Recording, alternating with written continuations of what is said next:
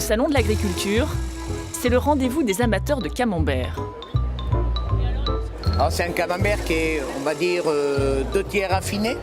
Mais attention, pas n'importe quel camembert. Celui d'appellation d'origine protégée, l'AOP.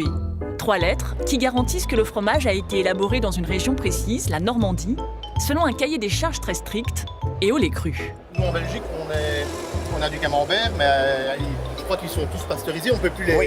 Je crois que c'est ça, hein. Non, Ça fait une grosse différence. La différence, c'est que le lait est transformé cru, sans pasteurisation, sans le chauffer, afin de garder un maximum de goût. Mais on sent que là, il y a quand même la différence par rapport à ce qu'on achète dans les intermarchés et tout. Car ce que l'on trouve dans les rayons, c'est un autre camembert, jusqu'à 2 fois moins cher, le camembert fabriqué en Normandie. Ce dernier industriel n'a aucune obligation de production. Seul le lait, souvent pasteurisé, est transformé en Normandie. Avec 90% du marché, il se taille la part du lion. Le camembert au lait cru d'appellation serait-il amené à disparaître, grignoté par les industriels ? Pour en fabriquer, il faut du lait issu à 50% de vaches normandes. C'est des animaux qui produisent un peu moins, mais qui ont un lait de meilleure qualité. Et surtout plus fromageable. Ça veut dire qu'avec la même quantité de lait, on fait plus de fromage, en fin de compte. Ces vaches vivent plus de 6 mois de l'année dehors, où elles se nourrissent essentiellement d'herbes et de foin. Le lait est collecté dans cette fromagerie, l'une des 10 à fabriquer le camembert dans les règles de l'art. Un défi pour son directeur, car la production est plus lente et plus complexe. Ici, tout est fait manuellement. La particularité du camembert AOP moulé à la louche, c'est 5 louches espacées de 50 minutes. On a une multitude de bactéries qui s'associent dans le lait cru et qui vont donner ce goût caractéristique propre aussi à notre terroir. Une fabrication traditionnelle qui ne sera bientôt plus la seule à bénéficier de l'étiquette jaune et rouge. En 2021, le nouveau camembert AOP pourra être élaboré au lait pasteurisé. David Aubray y voit une opportunité.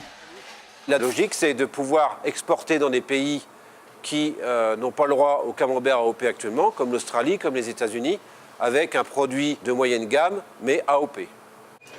Pasteuriser son camembert, l'entreprise centenaire se dit prête à franchir le pas pour conquérir ces nouveaux marchés. Quant à ces fromages au lait cru, ils bénéficieront de la mention supplémentaire « Véritable camembert » de Normandie.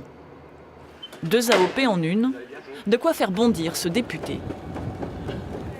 Vive la France et vive le camembert! Ce jour-là, Richard Amos se fait livrer 600 fromages au lait cru à sa permanence. Parfait.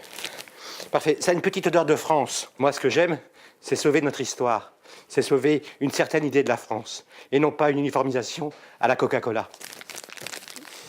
Une opération SOS Camembert pour dénoncer la pasteurisation et le poids croissant des industriels, à commencer par le numéro 1 du secteur.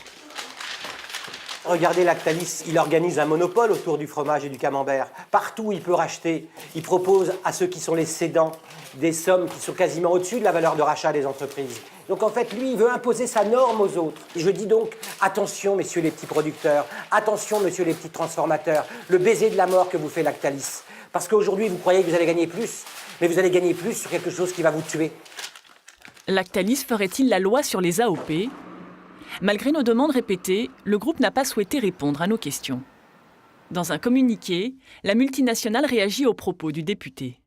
Toutes les accusations visant à créer du discrédit sont inutiles pour une filière laitière normande qui a besoin de créer de la valeur et non de la polémique. Nous avons posé la question à l'organisme public chargé de contrôler les cahiers des charges des AOP.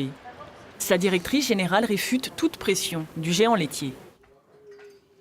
Lactalis est à la fois le premier producteur de camembert de Normandie et le premier producteur de camembert fabriqué en Normandie. Et donc c'est avec leur accord, au contraire, on a trouvé un point d'accord pour que eux-mêmes soient les acteurs de la normandisation du camembert de Normandie. Selon l'INAO, la priorité était d'en finir avec l'utilisation trompeuse du terme fabriqué en Normandie, quitte à céder sur le lait pasteurisé. En échange, les industriels devront se fournir en lait de vache normande à hauteur de 30%. Insuffisant pour Richard Ramos. Ça sent bon, hein. À l'Assemblée nationale, le député militant du terroir est en pleine distribution. 577 députés, Oui. 577 morceaux de France. Et donc la suite du combat, c'est Et une fois que la France aura donné son point de vue, il va partir à Bruxelles. Et c'est Bruxelles qui derrière validera sur l'AOP ce qu'on aura changé ou pas changé. Outre ses collègues, Richard Ramos espère surtout convaincre le gouvernement de revoir sa copie. En attendant, David Aubray multiplie les récompenses. Son camembert a reçu la médaille d'or du concours général agricole. Le fromager veut croire que les consommateurs sauront faire la différence entre l'AOP pasteurisé et le véritable camembert au lait cru de Normandie.